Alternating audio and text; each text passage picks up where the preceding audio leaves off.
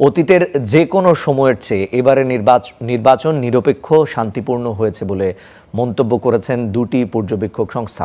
তবে ভোট গণনা প্রক্রিয়া আরও স্বচ্ছ করার তাগিদ দিয়েছেন তারা। রাজনৈতিক দল হিসেবে বিচার প্রক্রিয়ার মধ্য দিয়ে আওয়ামী লীগ ফিরতে পারে বলে মত তাদের। ২৬ নির্বাচন ঘিরে দেশি বিদেশি পর্যবেক্ষকের আগমন ছিল চোখে পড়ার মতো। নির্বাচনের দিনও তাদের পদচারণা ছিল শহর থেকে প্রত্যন্ত অঞ্চল জুড়ে। গত শনিবার থেকে পর্যবেক্ষণ প্রতিবেদন প্রকাশ শুরু করে বিভিন্ন সংস্থা। সেই ধারাবাহিকতায় রোববার রিপোর্ট প্রকাশ করল Asian network for free election ANFREL. সংস্থাটির চেয়ারম্যান জানান, নির্বাচন শান্তিপূর্ণ, সুষ্ঠু ও গ্রহণযোগ্য হয়েছে। ১৫ বছর পর এই নির্বাচন নিয়ে মানুষের আগ্রহ ছিল চোখে পড়ার মতো। ত্রয়োদশ জাতীয় সংসদ নির্বাচন মাইল ফলক অর্জন করেছে। এটি শান্তিপূর্ণ এবং বিশ্বাসযোগ্য হয়েছে। তবে ভবিষ্যতে ভোট গণনা আরও স্বচ্ছ করতে হবে। তরুণ ও নারী ভোটারদের আরও অংশগ্রহণ নিশ্চিত করা রাজনৈতিক দলগুলোর দায়িত্ব।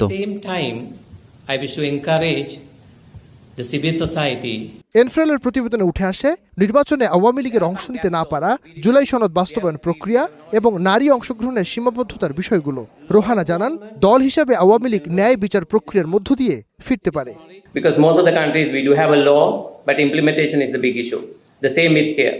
অন্যদিকে অতীতের যে কোনো সময়ের চেয়ে এবারে নির্বাচন নিরপেক্ষ, শান্তিপূর্ণ হয়েছে বলে মনে করছে মানবাধিকার সংস্থা হিউম্যান রাইটস সাপোর্ট সোসাইটি। তবে বিভিন্ন কেন্দ্রে পর্যবেক্ষকদের হেনস্থা ও কেন্দ্রে প্রবেশে বাধা প্রদানের অভিযোগ তাদের। নির্বাচন পর্যবেক্ষকের মোবাইল ফোন যাচাই করে তাকে অন্য আসনের কেন্দ্রে পর্যবেক্ষণে চলে যেতে নির্দেশ করে। অপর একটি কেন্দ্রে প্রিজাইডিং অফিসার ও নিরাপত্তার দায়িত্বে থাকা পুলিশ সদস্য পর্যবেক্ষককে মৌখিকভাবে হেনস্থা ও কেন্দ্রে প্রবেশে বাধা প্রদান করে। মোটা দাগে ভোট গণনা ঠিক থাকলেও এই প্রক্রিয়া আরও স্বচ্ছ হওয়া দরকার বলে মনে করছে এই দুই পর্যবেক্ষক সংস্থা। যারা ১০০টি নির্বাচনী আসনের নাইম আবির, স্টার নিউজ, ঢাকা।